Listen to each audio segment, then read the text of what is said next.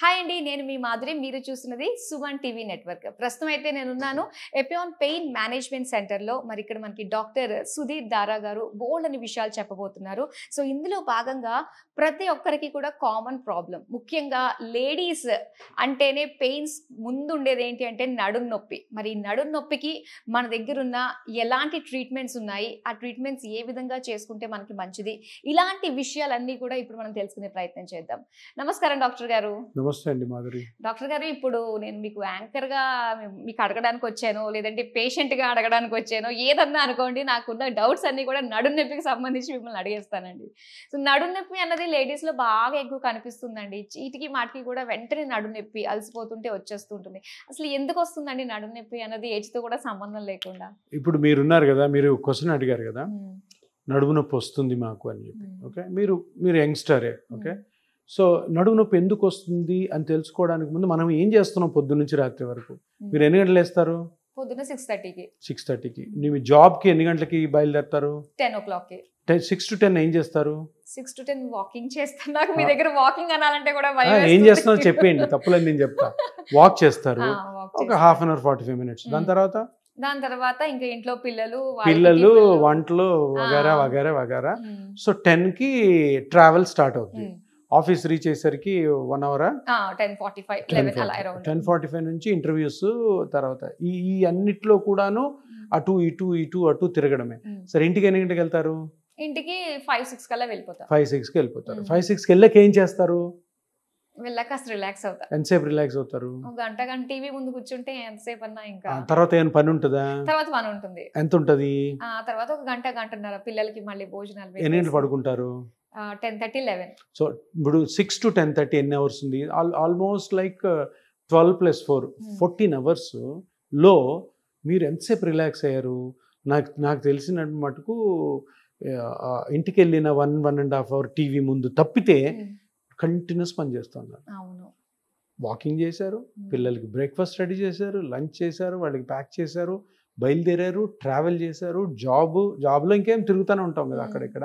అంత అయిపోయింది, ఇంటికి వెళ్ళారు. ఆ 1.5 hour అంటే 14 hours ఓన్లీ 1.5 hour తీసుకుంటే బ్యాక్ పెయిన్ వస్తుంది. ఇంకేం వస్తుంది? సో నీవు 14 hours ఇంకోటి ఏంటంటే, మనము 14 hours కూడా మధ్యలో బ్రేక్ తీసుకొని రెస్ట్ తీసుకునే ఛాన్స్ ఉంటుంది, మనం తీసుకోం. తప్పకుండా ఒక స్ట్రెన్యూస్ జాబ్కి వెళ్తున్నప్పుడు కండిషన్ చేసుకోవాలా, ఫ్రీక్వెంట్ బ్రేక్స్ కూడా తీసుకోవాలి. బ్రేక్ అంటే బ్రేక్ తీసుకొని వేరే పని చేయడం కాదు, రిలాక్స్ అంటే ఫుల్ బ్యాక్ రిలాక్స్గా ఉండడం. ఒక 1 hour లేదా హాఫ్ అన్ అవర్ మినిమం డేలో, ఫుల్ డేలో. ఇప్పుడు నీ వరకు 10 to 4 or 5 or 6 ఉందనుకో, మధ్యలో హాఫ్ అన్ అవర్ బ్రేక్స్ 2-3 తీసుకోవాలి. ఎక్కడ తీసుకోవట్లే, మళ్ళీ ఇంటికి వెళ్ళి మళ్ళీ పని. సో ఏం చేస్తున్నాం? ఈ 12+4 16 hours మన స్పైన్ అంతసేపు భరించదు, బ్యాక్ పెయిన్ వస్తుంది. సరే, బ్యాక్ పెయిన్ వస్తుందంటే ఎక్కడి నుంచి వస్తుంది? బ్యాక్ పెయిన్ అనేది ఒక వేగ్ టర్మ్ కదా. సో బ్యాక్ పెయిన్ ఒక్కొక్కరి ఏజ్లో ఒక్కొక్క స్ట్రక్చర్ వల్ల వస్తుంది. ప్రతి జాయింట్, ప్రతి మజిల్, ప్రతి లిగమెంట్, స్పైన్ కూడా అన్ని కూడా ఓవర్ యూసేజ్ వల్లే వస్తుంది. ఓవర్ యూసేజ్ ఎందుకు జరుగుతుంది? మీరు మీ పనిలో మీరు 10కి వర్క్కి వెళ్ళాలి అనుకున్నప్పుడు 6కి మీరు వాకింగ్ చేశారు, అది బాగుంది. కానీ దాని తర్వాత పని చూడు, అది చేయకూడదు. ఏది? పిల్లలకి బ్రేక్ఫాస్ట్లు చేయడం అని ఆల్టర్నేటివ్ చూసుకోవాలి. ఎంత మీ 16 hours మీ స్పైన్ పనిచేయదు. సో ఇదే తప్పు జరుగుతుంది. మీ వాకింగ్ నచ్చింది, కానీ నాకు ఆ 7 to 10 మీరు నిలబడి పనిచేసి ఎంతసేపు పని చేయదు, తట్టుకోలేదు స్పైన్, అందుకని పెయిన్. దాని తర్వాత వర్క్ ఎట్లా చేసుకోవాలి? వర్క్ లేకపోతే మనకి ఫుడ్ ఉండదు. తర్వాత ఇంటికి వచ్చిన తర్వాత 1 hour 1.5 hour రెస్ట్ బాగుంది, కానీ మళ్ళీ పని అన్నారు చూడండి, అది డేంజర్. సో వర్కింగ్ ఉమెన్ ఇంకా డేంజరస్లో పడతారు బ్యాక్ పెయిన్కి. ఎందుకంటే ఎక్కడ రెస్ట్ లేదు కదా. ఇట్లాంటి ఇంటర్వ్యూస్, పరిగెత్తాలా, ట్రాఫిక్లో వెళ్ళాలా, నిలబడాలా, వెయిట్ చేయాలి.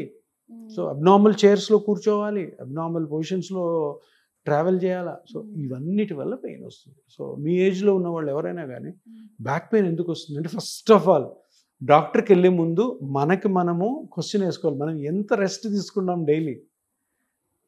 పొద్దున 6కి లేస్తే 2 గంటల మధ్యాహ్నం లోపల ఎంతసేపు కూర్చున్నామని ఆలోచించండి, తెలిసిపోతుంది మీకు. అంటే కూర్చుంటేనే అది రిలాక్సేషన్ అంటారు? అంటే వర్క్ చేస్తూ కూర్చోవడం కాదు, రిలాక్స్గా కూర్చోవడం. అప్పుడు మజిల్స్ రిలాక్స్ అయిపోయి రికవర్ అవుతాయి, రికవర్ అయ్యి మళ్ళీ పని చేయడానికి రెడీ అవుతాయి. ఓకే. మనం అలా ఉండం కదా. ఇప్పుడు మీరు కూర్చున్నారు కదా, రిలాక్సేషన్ కాదు, ఇది వర్క్. ఇది వర్క్ జరుగుతున్నప్పుడు మీ మజిల్స్ అన్ని కంట్రాక్షన్లో ఉంటాయి. ముందుకుంటే మనం ఎక్స్ప్రెషన్స్ ఇట్లా అంటుంటాం, దాంట్లో కూడా హర్ట్ అవుతుంది. సో మెయిన్ రీజన్ ఎందుకు బ్యాక్ పెయిన్ వస్తుంది మీ ఏజ్ గ్రూప్ వాళ్ళకి is this over usage of your spine. Okay. ఎప్పుడు కూడా స్పైన్ పెయిన్ వచ్చిన వాళ్ళు పొద్దున్న నుంచి రాత్రి వరకు మనం ఎంతసేపు నిలబడుతున్నాం, ఎంతసేపు మనము తిరుగుతున్నాం, ఎంతసేపు రిలాక్స్గా కూర్చుంటున్నాం. ఆ రిలాక్స్గా కూర్చోవడం మినిమం 12 అవర్స్లో 6 అవర్స్ కానీ 4 to 5, 6 అవర్స్ ఉండాలి. సో అందరూ మిస్టేక్ చేస్తున్నాం. అందరు మిస్టేక్ చేస్తారు, ప్రతి ఒక్కరు మిస్టేక్. ఎంతసేపు నిలబడితే అంత హెల్త్ అనుకుంటారు, ఎంత నడిస్తే అంత ఇది అనుకుంటారు.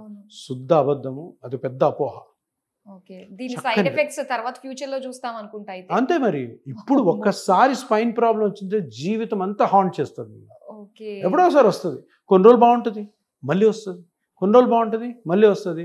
ఎవరో ఒకరు సర్జన్ కోసేస్తాడు, సర్జరీ చేస్తాడు, సర్జరీ చేసాక దాని కష్టాలు దానివి. ఓకే.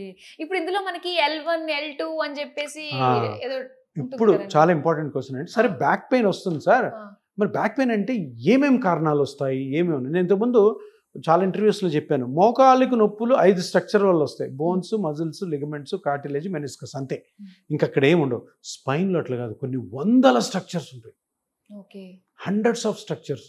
బోన్స్ ఉంటాయి, లిగమెంట్స్ ఉంటాయి, కార్టిలేజ్ ఉంటుంది, డిస్క్ ఉంటుంది, జాయింట్స్ ఉంటాయి, మజిల్స్ ఉంటాయి, నర్వ్స్ ఉంటాయి.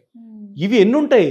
ఒక్కొక్క సెగ్మెంట్, ఏదైనా L1 అనాలి, L1 సెగ్మెంట్లో 20 ఉంటాయి, L2 సెగ్మెంట్లో ఒక 20 ఉంటాయి. అలాగా 33 బోన్లు ఉన్నాయి మనకి. ఒక్కొక్క బోన్కి మధ్యలో అన్ని ఉంటాయి. అందుకని ఇక్కడ ప్రాబ్లం ఏంటంటే, స్పైన్ ప్రాబ్లం వచ్చిన వాళ్ళలో 50% మెంబర్స్కి ట్రీట్మెంట్ రాంగ్ అయిపోతుంది. ఎందుకంటే డయాగ్నోసిస్ రాంగ్. అన్నిట్లో ఏదైనా కనుక్కోద్దు. తిరుపతిలో మా గుండోడు తప్పిపోయాడు, అందరికి గుండు ఉంటుంది. కరెక్ట్ అండి. అందరికి ఏ స్ట్రక్చర్. సో ఇది పెద్ద ఛాలెంజ్. ఇప్పుడు ఇంతకు ముందు వరకు పెయిన్ మేనేజ్మెంట్ సెంటర్స్ లేకుండా, పెయిన్ మేనేజ్మెంట్ స్పెషాలిటీ లేకముందు వరకు ఎవరైతే నడుము నొప్పికి ట్రీట్మెంట్ చేసేవాళ్ళో వాళ్ళు జనరల్గా pain killers, exercises, pain killers, exercise, final surgery. కానీ ఆ సర్జరీ కరెక్ట్గా జరుగుతుందా లేదా? జనరల్గా 100 మంది బ్యాక్ పెయిన్తో బాధపడుతున్న వాళ్ళు 5 మందికే సర్జరీ ఫిట్ ఉంటారు. మరి 95 మంది ఏమవుతున్నారు? ఈ 95 మెంబర్స్ ఏమవుతున్నారు? 95 మెంబర్స్ కూడా నొప్పితో బాధపడుతున్నారు. ఎందుకు? నొప్పిని అప్పుడు రిలీవ్ చేసుకోవాలంటే ఏం మెథడ్స్ ఉన్నాయి? ఏమీ లేవు. టాబ్లెట్స్కి అడిక్ట్ అయిపోయి కిడ్నీ పోయిన వాళ్ళు ఉన్నారు. ఏంటి రీజన్ అంటే బ్యాక్ పెయిన్. మీకు బ్యాక్ పెయిన్ ఇన్సిడెంట్స్ ఎంత తెలుసా సొసైటీలో? ఇప్పుడు జూబ్లీ హిల్స్లో ఒక 1,00,000 మంది ఉన్నారనుకోండి, 1,00,000 బ్యాక్ పెయిన్తో బాధపడేవారు 30,000 మంది ఉంటారు. 30%. ఎంత ఎక్కువ బర్డన్ చూసారా? వేరే జబ్బులన్నీ కూడా <1% ఉంటాయి. ఇది ఒక జబ్బుగా చూసుకున్నా కూడా 30%. అంటే ఈ 30% మెంబర్స్ ఏదో ఒక నొప్పితో ఏదో ఒక రోజు జాబ్ మానేయడమో, ఒక వారం లీవ్ తీసుకోవడమో, ఒక నెల లీవ్ తీసుకోవడం, కొంతమంది జాబులు మానేయడం, జాబ్ కంప్లీట్గా ఎత్తేయడం, అంత ఉంది దీని సోషల్ బర్డన్. ఇక్కడ జరుగుతున్నది ఏంటంటే, మనం మళ్ళీ వచ్చేది కారణాల కోసం. ఇప్పుడు నేను చెప్పింది physiotherapy, tablets, final surgery. Surgical indication 5%, అంటే 100 మందిలో 5 మందికే. ఈ 95 మందికి చాలా చాలా కారణాలు ఉన్నాయి. ఇప్పుడు పెయిన్ మేనేజ్మెంట్ సెంటర్స్లో ఉన్న ఎక్విప్మెంట్ తోటి, ఉన్న స్కానింగ్ ఫెసిలిటీస్ తోటి ఆ చిన్న చిన్న స్ట్రక్చర్స్, చిన్న లిగమెంట్ క్రాక్ అవ్వచ్చు, చిన్న జాయింట్ ప్రాబ్లం రావచ్చు, చిన్న డిస్క్ ప్రాబ్లం రావచ్చు, చిన్న నర్వ్ కంప్రెషన్ కావచ్చు, ఈ అన్నిటికి కూడాను కరెక్ట్గా ఆ పాయింట్ని కనిపెట్టి దానికి రీజనరేటివ్ థెరపీ, చిన్న చిన్న రేడియో ఫ్రీక్వెన్సీ ట్రీట్మెంట్ తోటి కంప్లీట్గా రికవర్ చేయొచ్చు. ఓకే. సో ఇక్కడ ఈరోజు మనం తెలుసుకోవాల్సింది ఏంటంటే, స్పైన్కి చాలా ఒక 10 years బ్యాక్ వరకు కూడాను సర్జరీ ఇండికేషను ఓన్లీ 5%. 100 మందిలో 95 మంది సఫర్ అవుతానంటారు. 95 మంది పోయి డాక్టర్లు అడుగుతారు, సార్ నాకు సర్జరీ చేసేయండి సార్, భరించలేక అది రాంగ్ సర్జరీ అవుతుంది. సో అందుకని ఇప్పుడు అందరూ తెలుసుకోవాల్సింది ఏంటంటే, 95% ఎవరైతే ఆపరేషన్కి ఫిట్ కారో వాళ్ళందరికీ కూడాను దెర్ ఈజ్ ఎ హోప్. తప్పకుండా రికవర్ అవుతారు. But only thing is correct doctor దగ్గరికి వెళ్ళి కరెక్ట్గా స్కాన్ చేసుకొని ఆ స్ట్రక్చర్ ఎక్కడి నుంచి అయితే నొప్పి వస్తుందో కనుక్కోవాలి. ఇప్పుడు మనం మామూలుగా చూసేది సర్జరీలు జరిగేది సయాటికాకి, ఇక్కడ నుంచి కాలంతా గుంజుతుంటుంది, డిస్క్ బయటకు వచ్చింటే నరం వాస్తుంది, కాలు గుంజుతుంది. ఇది అందులో కూడాను అలాగ సయాటికా వచ్చే నొప్పి వాళ్ళకు కూడాను ఒక 5% సర్జరీకి పోవాలి. మిగతా 95% ట్యాబ్లెట్స్, ఫిజియోథెరపీ. కొత్త ట్రీట్మెంట్స్ ఏంటంటే ఇప్పుడు రేడియో ఫ్రీక్వెన్సీ అబ్లేషన్ అని ఒక చిన్న నీడిల్తోనే ఆ ఇన్ఫ్లమేషన్ని తగ్గిస్తాం, ఆ నరం వాసి ఉంటుంది అది తగ్గిస్తాం. సో సర్జరీకి వెళ్ళాల్సిన అవసరం లేదు, నొప్పి బాధపడాల్సిన అవసరం లేదు, నొప్పి మాత్రలు వేసుకోవాల్సిన అవసరం లేదు. అదేవిధంగా కొన్ని కండిషన్స్ ఉంటాయి. ఈ స్పైన్లో చిన్న చిన్న జాయింట్స్ ఉంటాయి, ఒక బోన్కి ఇంకో బోన్కి మధ్యలో. ఇప్పుడు చూడండి, ఈ 33 బోన్లు అని చెప్పాను కదా, ఈ బోన్కి మధ్యలో వెనకాల జాయింట్ ఉంటుంది, దీన్ని ఫెసెట్ జాయింట్ అంటాం. ఈ జాయింట్ అరిగిపోతుంది. మీరు ఇంతకుముందు చెప్పారు కదా, పొద్దున్న 6 నుంచి 11 వరకు ఆ జాయింట్ అరిగిపోవచ్చు చిన్న వయసులో. ఆ జాయింట్ అరిగిపోతే నొప్పి వస్తుంది, దానికి సర్జరీ లేదు. అసలు ఏ రకమైన సర్జరీ ఎందుకు? ఇంత చిన్న జాయింట్ ఇంత ఉంటుంది, అది అరిగిపోయి నొప్పి పడుతుంది. ఇట్లా నడుము వెనక్కంటే సివియర్ పెయిన్ వస్తుంది, వంగితే నొప్పి వస్తుంది. సో దానికి కూడా ఒక లేజర్ ట్రీట్మెంట్ ప్లస్ పిఆర్పి కూడా చేస్తాం. అంత చిన్న దానికి కూడా మన దగ్గర అవైలబుల్ గా ఉంది ట్రీట్మెంట్. ఇప్పుడు ఆ 2 జాయింట్లు ఇట్లా ఉండాలి, గ్యాప్ ఉండాలి, అంటే ఫ్రీ మూవ్. అది అతుక్కుంటుంది. ఎందుకు అతుక్కుంటుంది? లోపల చిన్న కార్టిలేజ్ ఉంటుంది, ఆ కార్టిలేజ్లో కానీ పిఆర్పి వేసాం అనుకో అది రికవర్ అవుతుంది. అదేవిధంగా ఇప్పుడు ఇంకొక చాలా ఇంపార్టెంట్, ఫీమేల్స్లో ప్రెగ్నెన్సీ డెలివరీ అయిన తర్వాత బ్యాక్ పెయిన్ వస్తుంది. మీ ఫ్రెండ్స్లో చాలా మంది వినుంటారు. అవునండి, ప్రెగ్నెన్సీ అయింది, నాకు అప్పటి నుంచి నొప్పి తగ్గట్లేదు, 10 సంవత్సరాలు అయింది, మా లాస్ట్ బాబు పుట్టి అప్పటి నుంచి నొప్పి తగ్గలేదు అంటారు. ఇది 90% ఆఫ్ ద టైమ్స్ ఇక్కడ ఒక జాయింట్ ఉంటుంది. ఇది చూడండి, ఇక్కడ లైన్ కనపడుతుందా? ఈ లైన్, దీన్ని సేక్రోఇలియాక్ జాయింట్ అంటారు. ఇప్పుడు ఏమవుతుంది ఇక్కడ, ఇది పెల్విస్. ఇప్పుడు పీక్ ప్రెగ్నెన్సీలో బేబీ ఇందులో ఉంటుంది, ఉన్నప్పుడు ఈ జాయింట్స్ స్ట్రెచ్ అవ్వాలి. అర్థమైందా? ఈ జాయింట్స్ స్ట్రెచ్ అయినప్పుడు పెల్విస్ స్ట్రెచ్ అవుతుంది, బేబీ అకామిడేట్ అవుతుంది. ఓకే, బేబీ డెలివరీ అయిపోయింది, మళ్ళీ ఇది నెమ్మదిగా కరెక్ట్ ప్లేస్లో రిటర్న్ రావాలి. కొందరికి రాదు, కొద్దిగా ఏదో టిల్ట్ ఉంటుంది. ఇప్పుడు చూడండి, ఈ 2 వేళ్ళు కరెక్ట్ వచ్చాయి కదా, అది కాకుండా అట్లా ముందుకి కానీ వచ్చింది అనుకో, ఆ జాయింట్ నుంచి పెయిన్ వస్తుంది. ఇది చాలా మందికి తెలియదు, డాక్టర్లకే తెలియదు. ప్రెగ్నెన్సీ అయిన తర్వాత నడుము నొప్పి, లో బ్యాక్ పెయిన్ వచ్చిన వాళ్ళలో 90% ఫీమేల్స్కి ఇది కారణం. తెలీదు. ప్రెగ్నెన్సీ టైంలో కూడా ఏంటంటే సిజేరియన్ వాళ్ళకి మనకి ఎనస్థీషియా ఇస్తూ ఉంటారు, దానివల్ల సైడ్ ఎఫెక్ట్స్ కూడా ఈ పెయిన్ అంటారు. అది అపోహ, అట్లా అనుకుంటారు. అక్కడ ఇంజెక్షన్ ఇచ్చారు కదా, అక్కడి నుంచి వచ్చింది, అక్కడి నుంచి. దానికి ఎప్పుడు ఇంజెక్షన్ బోన్స్కి జాయింట్స్కి వేయరు, ఆ మజిల్లో వేసి లోపలికి వెళ్ళి ఆ జ్యూరాలో ఇంజెక్ట్ చేసి వస్తారు. అక్కడ జాయింట్స్ ఉండవు, మజిల్స్ ఉండవు. అది ఆ ఇంజెక్షన్ చేశారు కాబట్టి నాకు నొప్పి అని అనుకుంటారు, ఎందుకంటే అక్కడ చేసేది నడువులో, అక్కడే నొప్పి వస్తుంది, ఎందుకంటే ఈ జాయింట్స్ పక్కనే ఉంటాయి. సో ఇది ఆ సేక్రోఇలియాక్ జాయింట్ డిస్ఫంక్షన్ ఆర్ సేక్రోఇలియటిస్ అంటాం. సో దీనికి సర్జరీ లేదు, మళ్ళీ టాబ్లెట్స్ కాదు. ఈ దానికి కూడా ఆ జాయింట్లో చిన్న ట్రీట్మెంట్ చేస్తాం ఇంజెక్షన్ తోటి, radio frequency treatment. Excellent result ఉంటుంది. ఎక్సలెంట్ రిజల్ట్ పక్కన పెడితే ఇది ఒకటే ట్రీట్మెంట్ ఉండేది అటువంటి పెయిన్స్. కానీ కనుక్కోవాలి, ఐడెంటిఫై చేయాలి, డయాగ్నోస్ చేయాలి. డయాగ్నోస్ కాక చాలామంది దీనికి డిస్క్ సర్జరీలు కూడా చేయించుకున్నారు.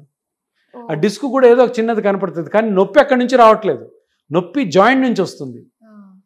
అదే కాకుండా ఈ మజిల్స్ ఇప్పుడు ఏం చేశారా, స్పైన్ ఇక్కడ నుంచి మొదలయ్యి ఇక్కడ వరకు పెద్ద పెద్ద మజిల్స్ ఉంటాయి.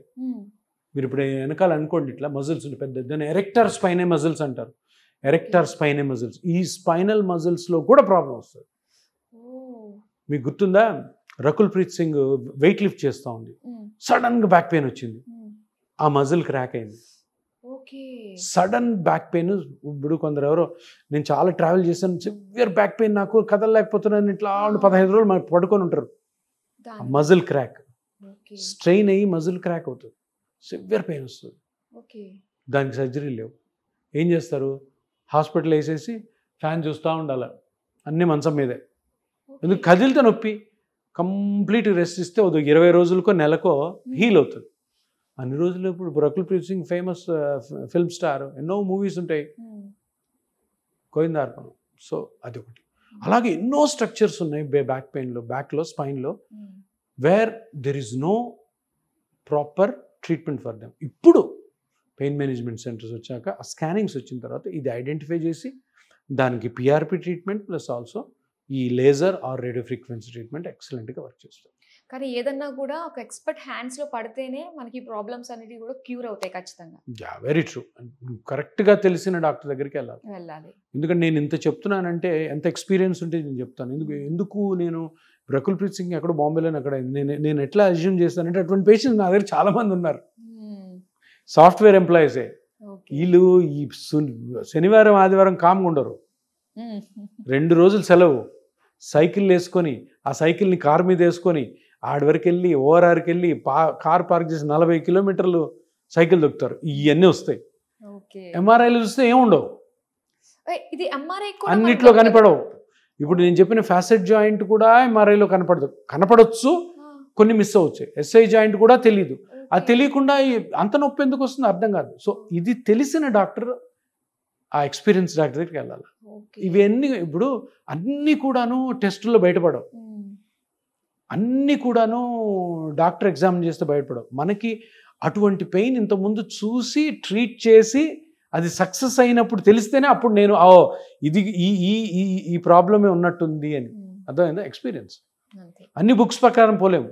ఇప్పుడు ఎంఆర్ఐ ఏంటంటే అదో నీడ, ఆ నీడను చూసి నా ఎక్స్పీరియన్స్ని ఉపయోగించి అరే ఇది ఉండొచ్చు అని అజ్యూమ్ చేసి ట్రీట్మెంట్ ఇస్తాం. అంతేగాని ఇప్పుడు ఎంఆర్ఐలో ఉన్నవన్నీ కోసుకుంటూ పోతున్నాం అనుకో, స్పైన్ ఉండదు అక్కడ. ఎన్నో ఉంటాయి ఎంఆర్ఐలో చేంజెస్, 10 ఇస్తారు, 10కి ట్రీట్మెంట్ చేస్తాం, చెయ్యం. అందులో ఏది ఇంపార్టెంట్, ఇది చాలా ఇంపార్టెంట్. వా, నిజంగా అసలు స్పైన్ గురించి, బ్యాక్ పెయిన్ రావడానికి రీజన్స్ ఎన్ని ఉంటాయి అన్న విషయాలు మనం చెప్పారు. దాన్ని బట్టి ముఖ్యంగా నా వరకు ఎంతవరకు నేను రెస్ట్ తీసుకోవాలి అన్నది కూడా చాలా ఇంపార్టెంట్. చాలా మంచిగా మాకు తెలియజేసినందుకు థ్యాంక్ యూ సో మచ్. చూసారు కదండి స్పైన్ గురించి. అంతకంటే ముందు మనకి బ్యాక్ పెయిన్ ఎందుకు వస్తుంది, రీజన్స్ ఏంటి, అవి రాకుండా ఉండడానికి ఏ విధంగా మనం మన బాడీని రిలాక్స్ చేయాలి అన్న విషయాలు తెలుసుకున్నాము. ఇంకా బ్యాక్ పెయిన్ తోటి ఎవరైతే బాధపడుతున్నారో సో వాళ్ళకి చక్కగా వన్ టైం సొల్యూషన్ లానే మనకి ఎపియోన్ పెయిన్ మేనేజ్మెంట్ సెంటర్ కూడా ఉంది కాబట్టి సో ఎటువంటి డౌట్స్ ఉన్నా ఒకసారి విజిట్ అవ్వాలనుకున్నా కూడా కింద నెంబర్ కనిపిస్తుంది కదా, వెంటనే కాల్ చేసి అపాయింట్మెంట్ తీసుకోండి. సో మరో వీడియోతో మళ్ళీ కలుసుకుందాం. Till then bye.